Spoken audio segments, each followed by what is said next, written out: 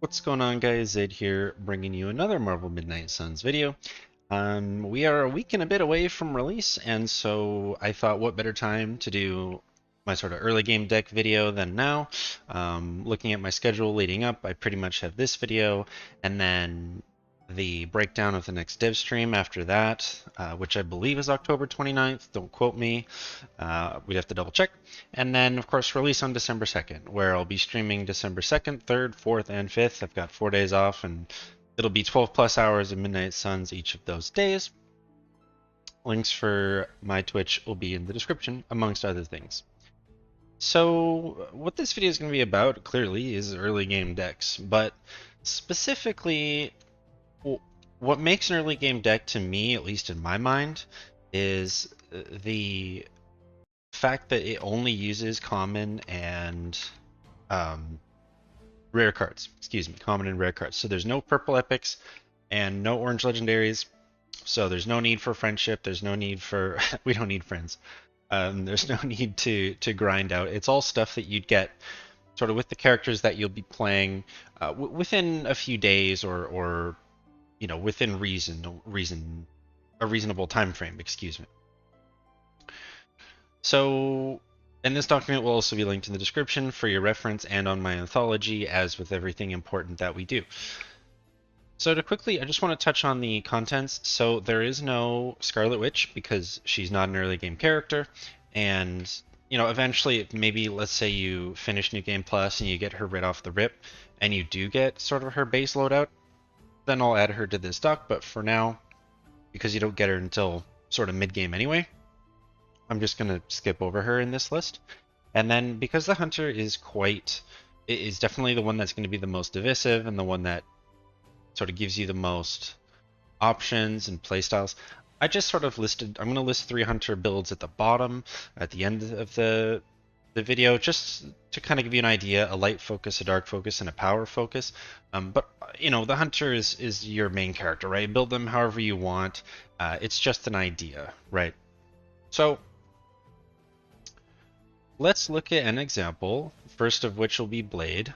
So here we go. So how I have it built here is I have it sorted by attack cards, and then skill cards, and then heroic cards, or in this case, heroic card. And again, so it's only common and rares. Now, I want to point out too that the decks you start with will be all your common cards, right? 2 of each of them. So in this case, it'd be 2 quick strike, 2 strike, 2 make and bleed, and 2 stake.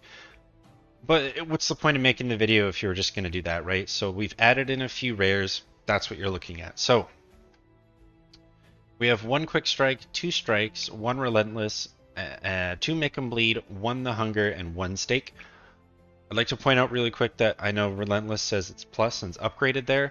All of these decks assume no upgrades.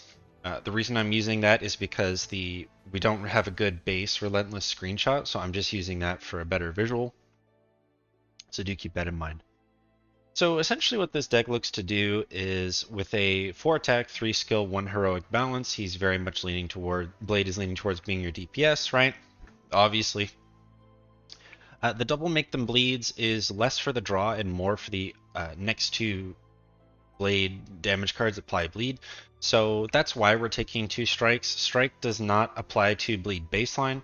This screenshot is showing when it's already affected by make 'em bleed.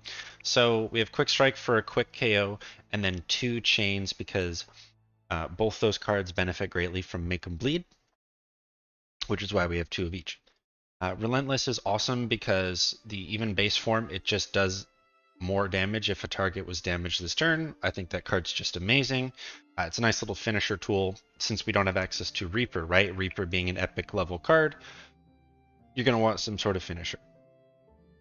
Hunger, apply 2 mark to every enemy with bleed. This is nice because it means we don't have to take as many quicks in the team comp, which is why we only have 1 quick strike.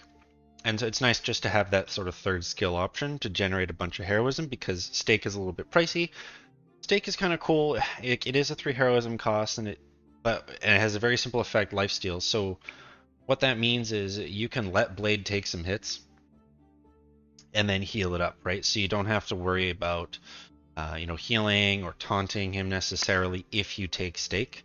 So that's just a nice sort of feature. you know, I would suggest maybe using like a power hunter or a dark hunter with him, and then of course Doctor Strange is great to buff him up, things like that. But this is more just, you know, a solid blade build that you can use. It looks to focus on chain and generate those bleeds on those chains. Very simple, straightforward, not a whole lot to kind of talk about there. Next one would be Captain America. So there we go. Captain America, we have 2 attacks, 3 skills, and 3 heroics. That's Punch, Quick Punch, Tactician, 2 Dig-Ins, 1 Shield Bounce, and 2 Spangs. So this one is actually taking a little bit more of an offensive approach because in the early game, you don't really have to worry as much about, you know, one-shotting, or rather you getting one shot. You don't have to deal with certain mechanics such as, you know, the wolves that we've talked about a few times in VODs with how taunt management works. So, right, when you think about the Hydra minions, right, and you think about those characters, it's very straightforward tactical combat stuff, so you're allowed to be a little more aggressive, at least I would say. And so we have Punch just for a form of CC, because you'll notice none of the other cards on this list have a knockback. Punch and Tactician, again, they're just better screenshots, but we're going to assume you're using the base versions. Quick Punch is a taunt as well. Tactician is just a way to generate a bunch of block and heroism. And then Dig In is just an amazing taunt card, so you would take 2 of those. Again, a lot of heroism generation. And then Shield Bounce is fairly nice in that it not only is an AoE taunt, but it's also AoE damage. And then Spang is just a really beefy attack that I think is just quite good, especially on a tank. It's a nice little chunky bit of damage that can really bring the oomph sort of in that early game. So this really solid build, very basic, just tanks a bunch with, I think, what, 5? Yeah, 5 of your 8 cards are taunt, which is awesome. 1 form of generating block, because again, this is assuming friendship, like low friendship levels, so you probably wouldn't have the block every turn. So Tactician just helps generate that extra block that you might need. And then Spang is just massive damage, and yeah. So pretty straightforward. Again, not a whole lot to really talk about, but this is sort of what I would envision in the early game. Captain Marvel. So Captain Marvel is a little bit more of an aggressive version of Captain America. I apologize for the bring it on screenshots. That's the best we've gotten at any point. But just to read that one for you, taunt each enemy in an area, gain 1 counter.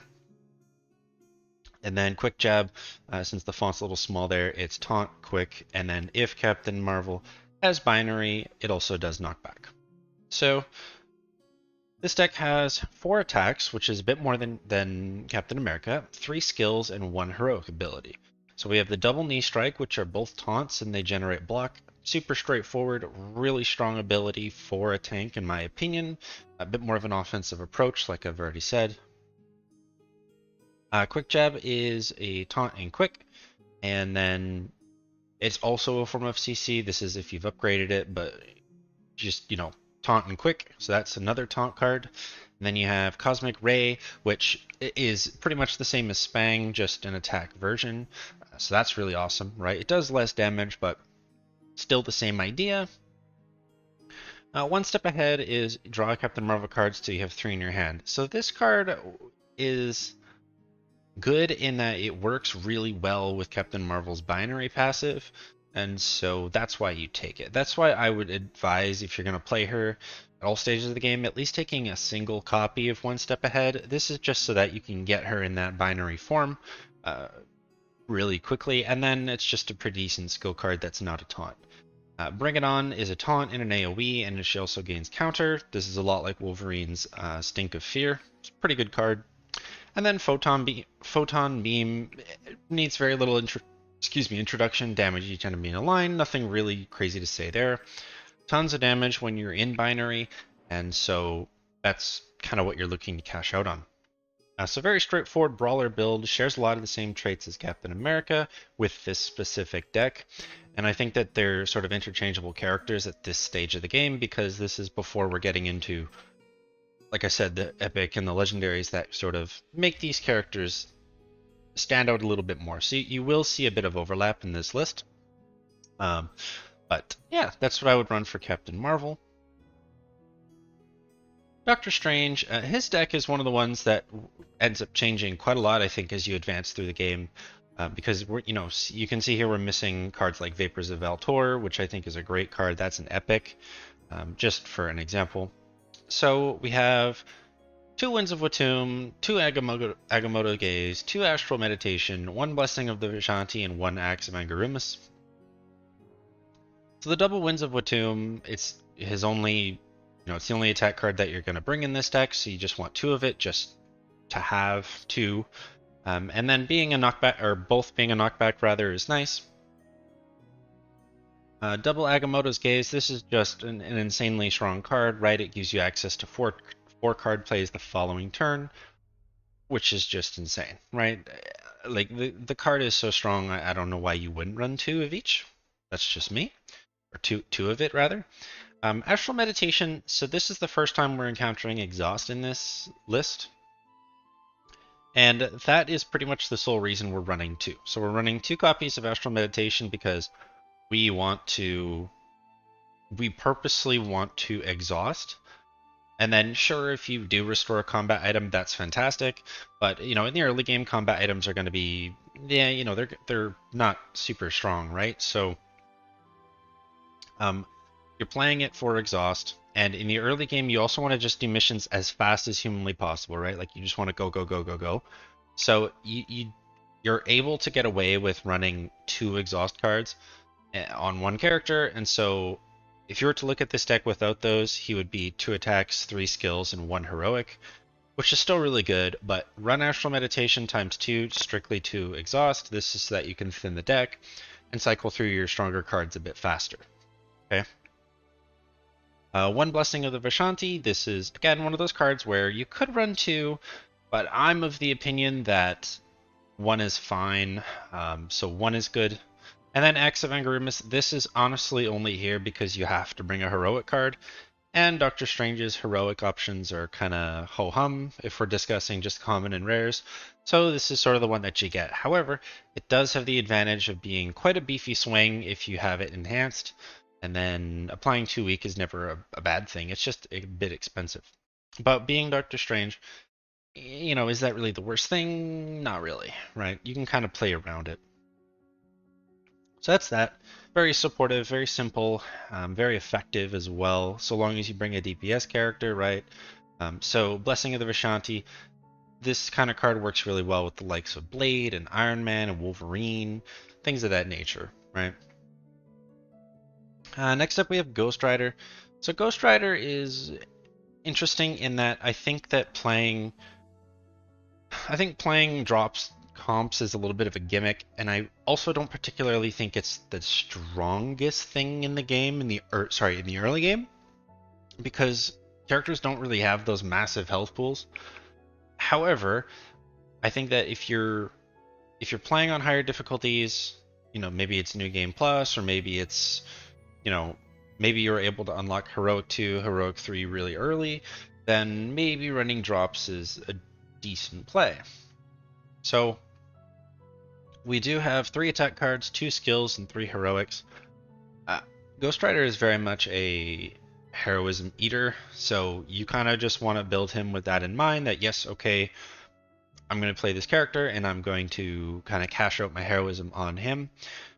Now, this is sort of the first character where we're getting into a why did I omit that situation. So you will notice that I've omitted Judgment. It is a card that is, I believe, 1 heroism, and it consumes 25% of Ghost Rider's health in order to deal damage to a target and enemies around it. I don't think that the self-damaging gimmick, I guess, is strong enough to justify running those really pricey cards. Now, you'll see Lash, right? He does take a bit of damage, but that's why we're running double Drain Soul, so it's almost a moot point. And then Lash is also, the strongest, or being Forceful Knockback, it's the strongest form of CC. So the deck is Lash, double Retribution, you'll notice triple knockbacks, and that is so that he alone can take advantage of his drop mechanic with Hellmouth. Straight to Hell is not really there for a drop, it's actually more there as a as a sort of get out of jail free card, right? Because if you think about Straight to Hell, it replaces Ghost Rider with a drop until next turn. That effectively means any unit that was targeting him now uh, can't, I guess. So it kind of works like Magic's Banish. And then you have Double Drain Soul. This is just a great card, and then you run 2 because you want to try to just loop them over and over and over again. It's kind of like Scarlet Witch's Hexbolt. You just want to keep going and going as much as you can until the heroism cost is too much. But the idea is once you get it up, or once you've using Drain Soul for like the 4th time, hopefully you're done by then, like you've kind of already finished the mission. And then Hellride at 1 copy is just, it's a very strong card, it discards your hand, and so that allows you to just cycle through your hand faster and get access to Hellride again. I would say if you wanted to, you could cut 1 Drain Soul or 1 Retribution and take a second Hellride. I think that's acceptable. That's fine. That might be good if you're running, you know, Doctor Strange and Nico and you're sort of just all-inning on Ghost Rider, but outside of that, I think this list is pretty decent. Though I will admit, Ghost Rider is one of those characters where I don't think his early game is all that great. You know, it's nothing to really write home about. Sure, he does good damage, but I don't know. I think he just needs the whole package. And so I think he's the kind of character that might take a little bit of time to sort of ramp up and get going. But this is kind of, you know, similar to what I would run. Iron Man. So Iron Man, I guess I can't fit it all on the screen. That's fine. So speaking of bad early games, I actually think Iron Man's early game is pretty rough. And the reason I think that is his attack cards being Quick Blast and Blast, pretty rough. And then I think Surgical Strike is not that great without Leave It to Me. Right? Because Leave It to Me, it's an epic skill card, and it sort of is the bread and butter to all, like, everything Iron Man can do. Honestly, without Leave It to Me, Iron Man is like, he's more like a pseudo support and pseudo DPS rather than a straight DPS. So for that reason, I think his early game could actually be a little tricky. So I've sort of built the deck with that in mind. So we have 3 attack cards, all of which are a form of CC. That's the whole point. You have 3 skill cards and double heroics. So you have Mark Target at 1, New Plan and Heads Up at 1 each. The reason I want 1/1/1 is because you don't want too many Mark Targets or it might get clunky and useless. You don't want more than 1 New Plan because you don't need to double your current heroism that often, especially since it gives you 5, right? So there is that. And then you have Heads Up. Heads Up, you could maybe run it 2 copies, but I like it just at 1, personally. And then Surgical Strike and Precision, because there really is nothing else to use for heroics. Now, I will say this. You could cut Precision and take maybe another Quick Blast or another Heads Up. I think that's fine, but you definitely need like some form of damage. Now, if you want to run maybe like Iron Man and another DPS in the early game, that's not the worst idea. So for example, if you're running, say, a dark focused hunter, right, a DPS focused hunter, Iron Man and like a tank, I think that's awesome. I think that's a really good idea. It's a way to kind of, like, you either need air superiority, right, that can replace Surgical Strike, or you want to get Leave It to Me. Preferably both, but they're both epic, so you're going to need to sort of make a decision. You're going to have to, well, not make a decision, but you're going to have to get a little lucky, right, in your with your gamma coils. So I think Iron Man is one of the characters that really needs to get some pieces to get going, right? Like, he's the kind of character where you want his tier 2 passive, you want his Midnight Suns card, you want to play only his cards, you want air superiority, you want Leave It to Me. Like, you really do want to sort of go all in on him. It's either all or nothing, and I don't think he really floats in the middle all that well. So that's my take on that one. This is sort of the early game Iron Man build, but I would highly suggest you start replacing cards as soon as you can with him, for sure. Next up is Magik. So Magik is she kind of remains the same character throughout the whole game. It's just a matter of how you want to use it. So, and what I mean by that is you'll notice I have 4 attack cards, 2 skills, and 2 heroics. These 4 attack cards, I'm going to give you the caveat and say, I think you could take any combination of these 4 and be fine. What I mean by that is Quick Soul Slash, Soul Blast, Kick, and Trapdoor. You could take 2 of any of those, cut any of those, and you'd be fine. I think Trapdoor is maybe the strangest one. However, there is a benefit to moving an enemy rather than knocking them back. That being, you have more control of where they go, and forceful knockback, maybe you can't quite get the angle you're looking for, right? Trapdoor allows you to just move them, so whether that's into an enemy AoE, or into a hazard, or to line them up with somebody else, to line up like a photon beam with Captain Marvel, right?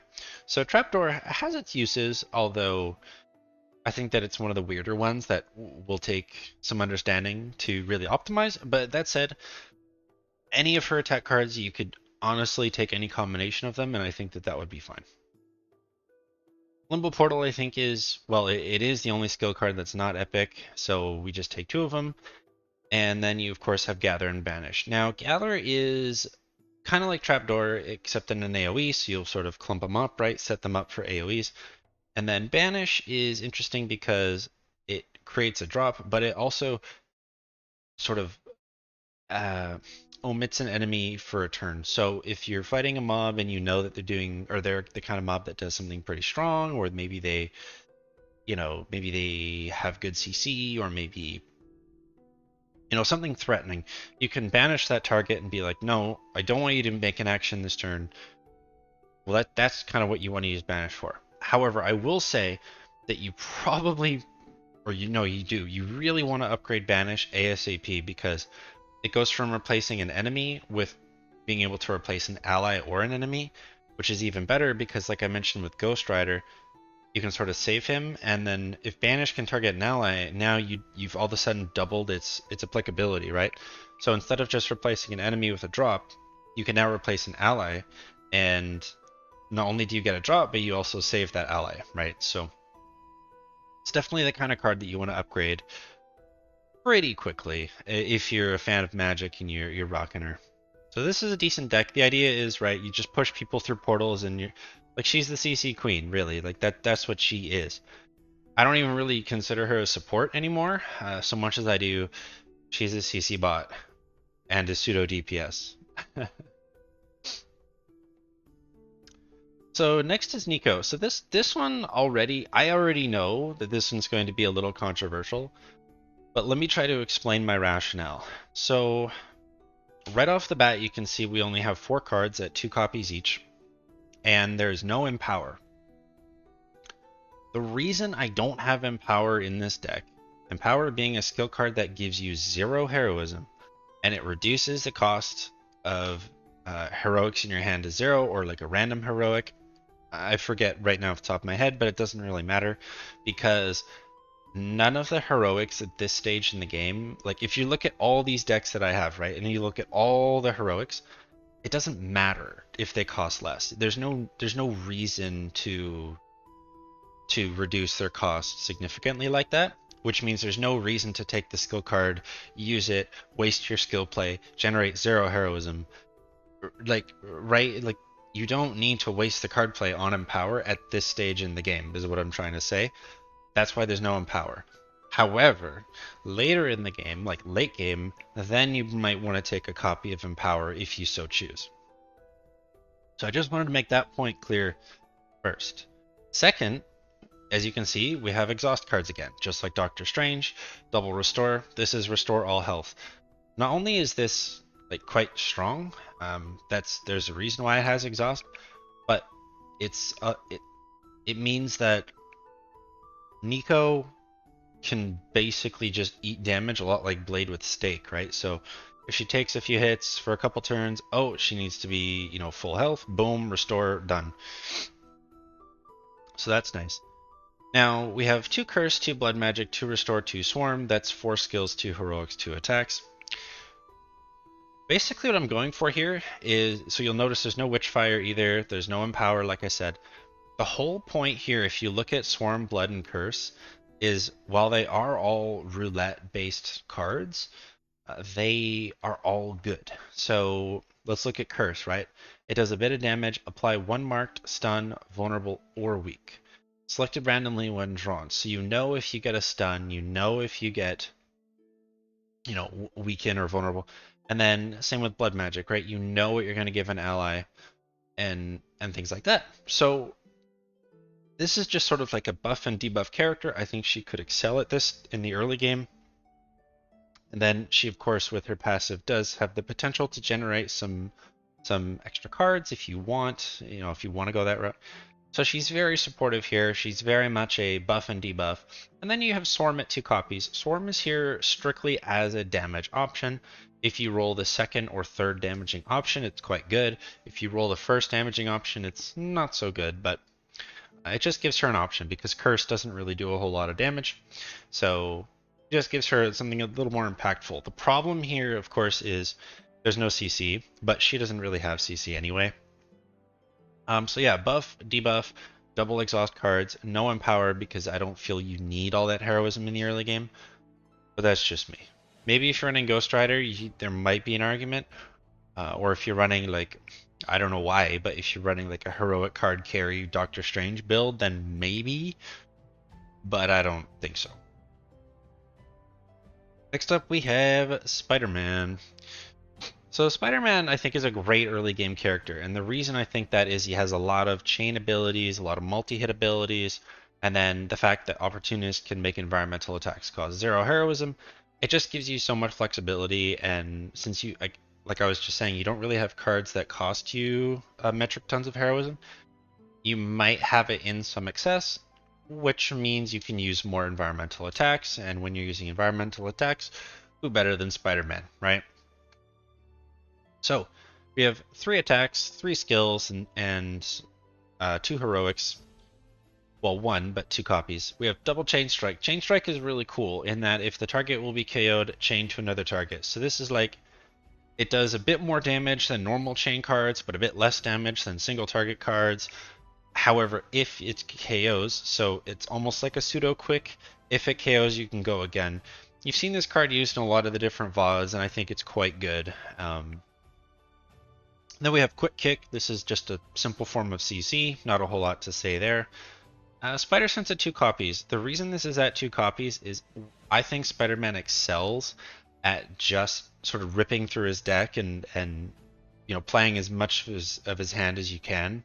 He's the kind of character where it's like, he's kind of like a mini Iron Man, which is kind of funny if you think about the MCU, but in that you kind of want to, burn everything in one go, recharge, burn everything, recharge, burn everything, recharge, kind of like Iron Man, right? So Spider Sense just lets you do that, plus the fact that it is an unupgraded draw 2 cards, but it's not generic draw, it's normal draw, is very good because that means that it is not only a strong deck thinner, but it's also a means of generating what you need. So I'll give you an example.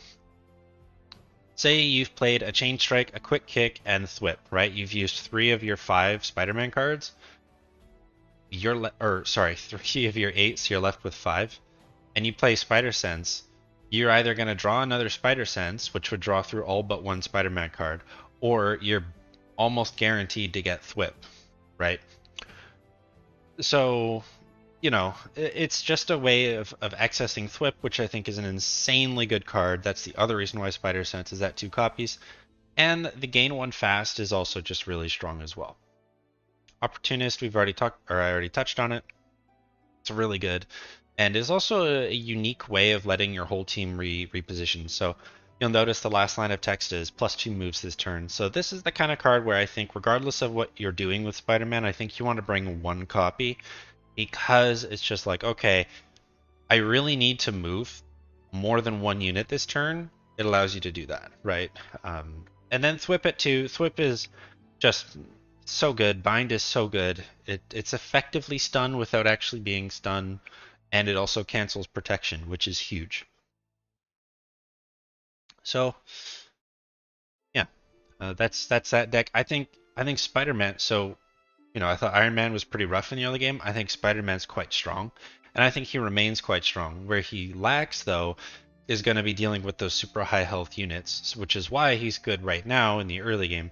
And yeah. Oh, and one more thing. You'll also notice that he has, like, all the cards in this list are common except for one, meaning you get almost, like, this is his full base deck, right? Except for we have one opportunist instead of a second quick kick. So, yeah. Wolverine. So this is the last non-hunter hero. Wolverine, again, another one of the sort of, well, I mean, he's just one of the strongest characters in the game, period. But I think he also scales very well. I think that he's good at all stages in the game.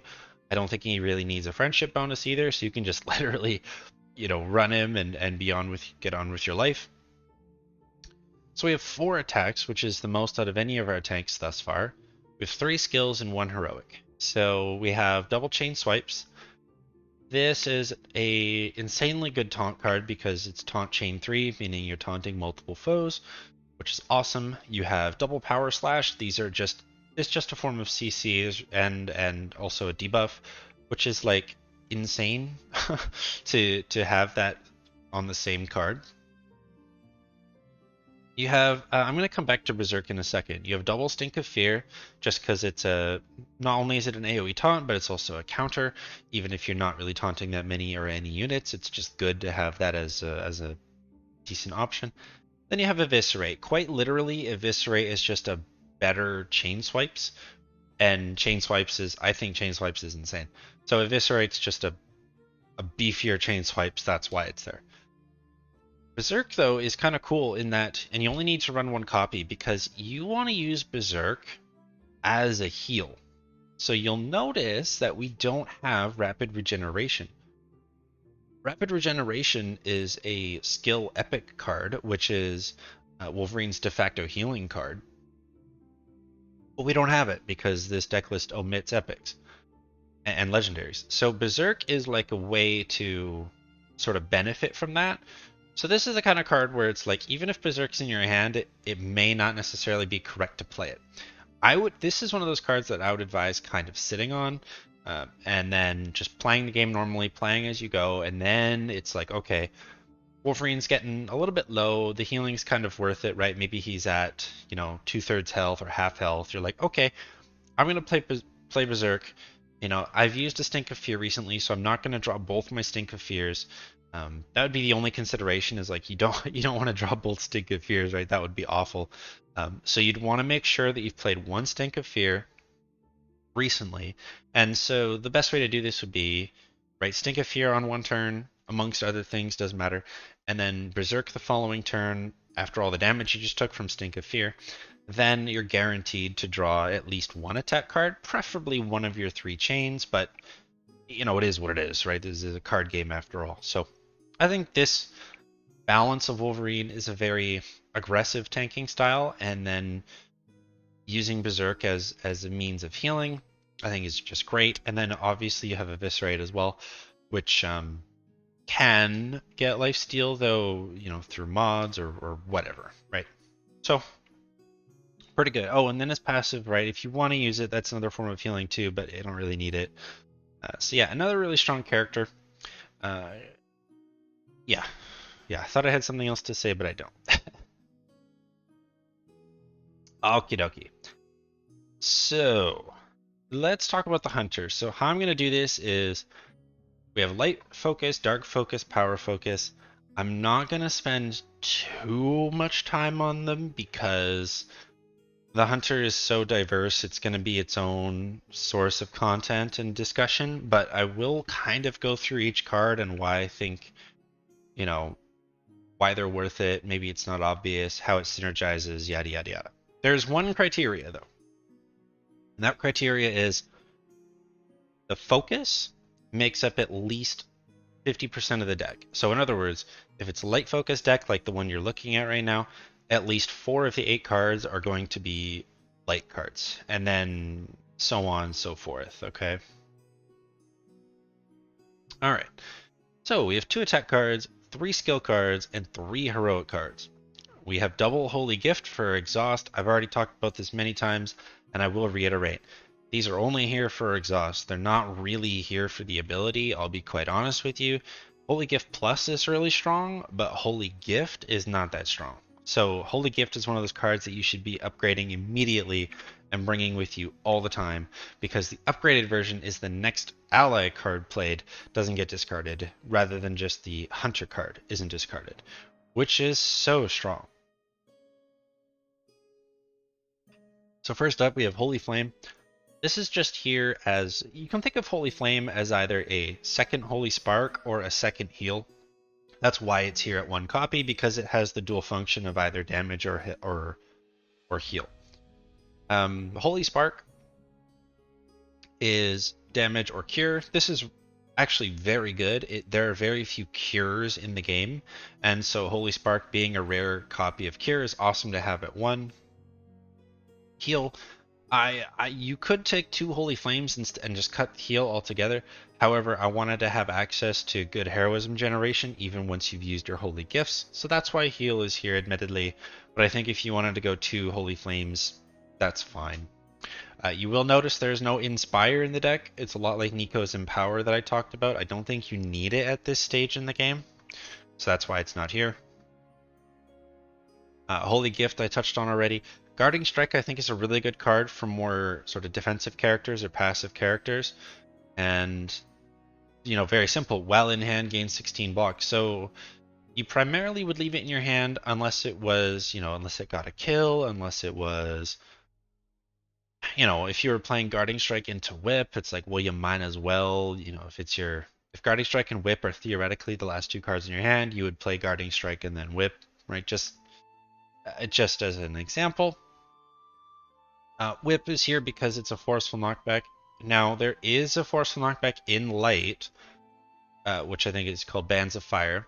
However, I actually think Whip is slightly better because discarding a random card is good. Discarding a card, as I've mentioned many times, means that you're drawing an extra card the following turn, aka cycling through your deck. Now, if the card is in your hand, you obviously didn't need to take it, or sorry, you obviously didn't need to use it that turn. So yeah. And then if you don't want the discard, then you're welcome to take Bands of Fire, but it's also a one-cost heroic card. However, I just think the single discard is marginally better, but that's just personal preference. And then Fury at the end. Fury is just a great, you know, it's a solid, strong card. Apply one vulnerable, does good damage, and the final, meaning it's the last card you play in a turn. But the apply one vulnerable is really what sticks out to me here. So this is like just a general supportive light focus card, or not card, deck. I think it's pretty good. Yeah. Dark Focused Hunter. So Dark Focused is, I think, well, no, it is far more powerful than the last deck. But the difference is, right, we don't have the utility. We don't have a cure. We don't have a heal. We don't have, you know, Guarding Strike. We don't have any of that. Instead, we have Quick Slash for a quick. We have Slash for a knockback, and just another attack card. You have Last Sight for a potential conceal. This is a good way to sort of keep yourself safe. Holy Gift is our only skills because we won't be using, or we're not a support now. We're the DPS. We don't really need the skills. And then using Holy Gift on Last Sight is actually a fairly decent option, so that's good. And then Whip we've talked about, and then All Out I think is an insanely good card. I really, really do. So we take that at 2 copies because it's really good. Discarding your whole hand is really good because you get a whole new, a whole fresh hand the following turn, and All Out is pretty good damage for 1 heroism while refilling your whole hand. So I think that that's really, really strong. Yeah, these cards are pretty simplistic, not a whole lot to say. Same thing, upgrade Holy Gift ASAP, and you'll be gold. And last up, we have the Power Focused Hunter. Power Focused is a bit of a weird one. It's like, is it better than Dark Hunter? No, but is it better at taking damage than Dark Hunter? Yes. So it kind of depends on the comp and player preference, but we have Charge, Quick Slash, and Slash for exactly what it says the cards do, right? Forceful, Knockback, Quick, and Knockback. We have heal at 1. This is to have a consistent skill card option and to act as sort of a pseudo support, pseudo tanking. It's like, oh, I have to top someone up, I have a heal. Oh, I need some heroism, I have heal. Holy Gift again, Guarding Strike again. This is so that this unit can, or this character, this build of the hunter can stay supportive and stay strong. Then Fury, same thing, it's just a strong finisher. So the power focus build does have a lot of overlap compared to the other two. However, it's pretty strong. Now, some modifications you could, I think you could reasonably cut one Holy Gift for All Out. I think that would work because instead of having exhaust, you're instead discarding your hand all the time, which is pretty good. But the thing is, you just don't want Guarding Strike with All Out. That's the only catch, right? Because again, Guarding Strike wants to stay in your hand, whereas All Out discards your hand. And then if you do discard Guarding Strike with Whip, like on the light focus build, you know, that's a bit of a bummer, but it's not the end of the world. So again, you can replace this with bands if you want. I just think Whip is better. And so because we don't have Whip and we don't have Bands of Fire, we instead have Charge. So you can actually see a lot of overlap, right? Quick Slash and Slash are in a lot of the builds. Holy Gift is in all of the builds. Fury or All Out Strike is your finisher. And then you have sort of Guarding Strike and Heal as your utility slots. And so this is sort of how I envision the Hunter, right? I envision them as, you know, they can do so many things at once, but it's like, what do you need them to do in that moment? Well, this is what they'll do. And that's actually what I think is quite unique about the Hunter, is that you change 2 cards and all of a sudden the build has changed, right? You put it all out, well, all of a sudden you're ripping through your deck really fast. You put in Guarding Strike, well, all of a sudden the Hunter can tank damage. You put in, you know, Fortify, which isn't in any of these lists, but just to mention it, all of a sudden, you know, you're a pseudo tank, right? So, yeah. This is my power focus build. I think this is more the style that I might go for, either power or dark. I don't know, or I don't think that light focus builds are going to be all that powerful in the early game. So yeah, I don't really know about that. So I think dark is really strong. All out is really good, but without all out, I'm not sure dark hunter is super strong.